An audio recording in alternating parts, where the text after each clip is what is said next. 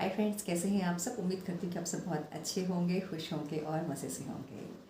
Karmas की series हमारी चल रही है, रोज़ हम इसमें कुछ नया पढ़ रहे हैं। आज मैं आपको इसके बारे में आगे बताने जा रही हूँ। कर्मास 4 टाइप के होते हैं। पहला कर्म होता है निष्काम कर्म, काम में कर्म, निषिद्ध कर्म और प्रारब्ध। ठीक है, क्या क्या होते हैं ये जानिए। जो निष्काम कर्म होते हैं वो हम बिना किसी इच्छा के करते हैं, जिसमें हम रिजल्ट की चिंता नहीं करते। काम्य कर्म जो काम करने के लिए होते हैं, और प्रारब्ध जो हम लेकर आए हैं, जो हम आज की डेट में काम कर रहे हैं वो कर्म। और उसके बाद आता है निषिद्ध कर्म, जो आपको नहीं करने चाहिए, ना करने योग्य कर्म, और वो हम कर जाते हैं। आज हम बात करने वाले हैं ऐसे कर्मास के बारे में जो आप जाने अनजाने कर जाते हैं और उसके कर्मों का हिस्सा बन जाते हैं। एक छोटी सी स्टोरी है, थोड़ा सा टाइम दूँगी आपको और उम्मीद करती हूँ कि आपको स्टोरी ज़रूर पसंद आएगी। एक बार राजा के यहाँ पे खाना बन रहा था। उन्होंने पंडितों को बुला रखा था, ब्राह्मण भोज था, तो उन्होंने अपने बगीचे में खाना बनवाया हुआ था। अचानक से नीचे खाना बन रहा था और राजा को तो पता नहीं था, काम चल रहा था, रसोई पे अपना काम कर रहे थे। खाना बन चुका था, मोस्टली रखा हुआ था वहाँ पे। ऊपर से चील और सांप लड़ते हुए खाने के ऊपर से गुजरे और सांप को ऐसा लगा कि अब ये मुझे मार देगा, काट देगा, तो अपनी आत्मरक्षा के लिए उसने अपना जहर उसको रस लिया, उसको जहर दे दिया। ऊपर से जहर की 2 बूंदें खाने में नीचे गिर गईं। अब वो खाना खराब हो गया क्योंकि खाने में 2 बूंदें गिर गईं, पर ये बात किसी को नहीं पता थी। वो खाना ब्राह्मणों ने खाया और उनकी डेथ हो गई। अब जब लोगों ने ये सुना तो लोग बहुत शॉक्ड हो गए। जब ये बात यमराज को पता चली तो वो भी ये चिंतित में पड़ गए कि इस कर्म का दोषी कौन हुआ। क्या वो सांप हुआ, क्या वो चील हुई, क्या वो रसोइया हुआ, क्या वो राजा हुआ। किसको इस दोष का जिम्मेवार माना जाए, जबकि एक अनजान कर्म था, किसी ने जानबूझ के नहीं किया। राजा ने एक अच्छे कर्म से पंडितों के लिए भोज रखा हुआ था, रसोई अपना काम पूरा कर रहे थे, खाना बना रहे थे, बशर्ते कि उन्होंने नहीं देख पाया। ठीक है, ऊपर जो था, जो चल रहा था, जो दोनों लोग लड़ रहे थे, सांप ने अपनी रक्षा के लिए उसे जहर दे दिया। पर हुआ क्या, उसमें अनजान लोग चले गए।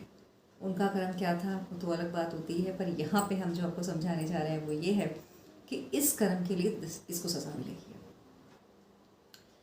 इसके बाद क्या हुआ कि कहानी चलने लगी। अब यमराज भी काफ़ी टाइम ये मामला पेंडिंग रहा कि किसको दिया जाए, ये जो कर्म हो गए हैं इनका फल किसको दिया जाए। एक बार वहाँ पे एक लेडीज़ थी, तो लोग राजा का पता पूछते पूछते वहाँ पे गए, उनको कुछ बात कर रहे थे, तो उन्होंने पूछा कि यहाँ पे राजा हैं, ऐसे ऐसे करके वो घटना घटी थी। तो वो जो लेडी थी वहाँ पे, उसने बोला कि आप महाराजा क्या जाना चाहते हैं, ज़रूर चाहिए, पर बच के रहिएगा, राजा ना जहर दे देता है। और ये बात उसने बहुत हंस के कही। यमराज ने बोला सारा फल इस औरत को दे दो। अब सब शॉक्ड। इस औरत का तो इस केस से कोई लेना देना ही नहीं था। उसमें राजा शामिल था, उसमें रसोइये शामिल थे, सांप और चील शामिल थे। ये औरत बीच में कहाँ से आ गई, इसने क्या बिगाड़ा था। उन्होंने कहा इस औरत ने इस पूरे घटनाक्रम को जितने मज़े से लेके बताया, जितना आनंद इसको प्राप्त हो रहा था, इसकी वजह से जिम्मेवार बनी है। देखिए, एक ऐसा अनजान कर्म उसने कर दिया जो वो जानती भी नहीं थी, उसको कुछ इसके बारे में पता भी नहीं था। बस उसने इतने अच्छे से उसे एक्सप्लेन करा, सामने वाले को बताया, और वो उस कर्म का हिस्सा बन गई।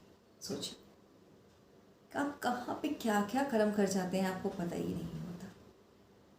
जो कुछ भी घटनाक्रम हुआ था उसमें सब दुखी थे, क्योंकि राजा को दुख हो रहा था कि उसने घर में ब्राह्मणों को भोज के लिए बुलाया था। रसोई दुखी थे कि हमने इतने मन से खाना बनाया था ब्राह्मणों के लिए, राजा की बदनामी हो गई, हमारी बदनामी हो गई।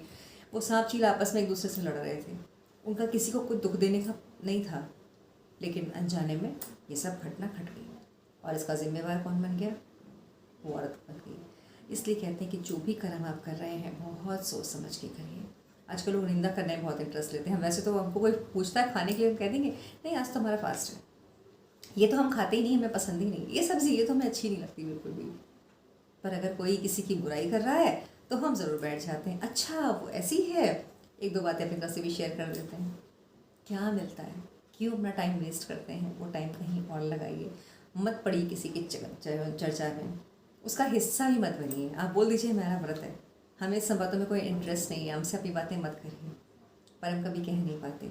और वो आपको सुनाने क्यों आता है, क्योंकि आप उसकी बातों को सुन लेते हैं, इसलिए वो सुनाने आता है ना। तो कोशिश करिए कि आप ऐसी घटनाओं का हिस्सा ना बने, ना किसी की निंदा करें, ना किसी जाने अनजाने कर्म में हिस्सा बने। अगर आपको किसी की भलाई करनी है तो ज़रूर करिए, किसी की हेल्प करना चाहते हैं तो ज़रूर करिए, पर इस तरीके से किसी भी बुरे कर्म का हिस्सा मत बनिए जो आपको नुकसान पहुंचा जाए।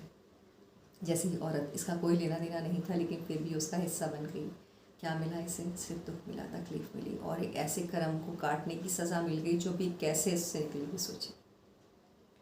कर्म की गति बहुत गहन होती है और पता है, जब तक आपके अच्छे कर्म चल रहे होते हैं तब तक भगवान आपको टच नहीं करते।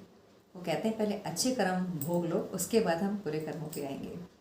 इसके बारे में मैं कल आपको आगे भी बताऊंगी। एक स्टोरी और भी है, बहुत अच्छी सी है। उम्मीद करती हूँ कि आपको स्टोरीज़ अच्छी लग रही हैं, कर्मास को समझने में आपको हेल्प भी मिल रही है और अब आप जो भी कर्म करेंगे वो बहुत सोच समझ के करेंगे। तो देखते रहिए मेरी सीरीज़। Thank you.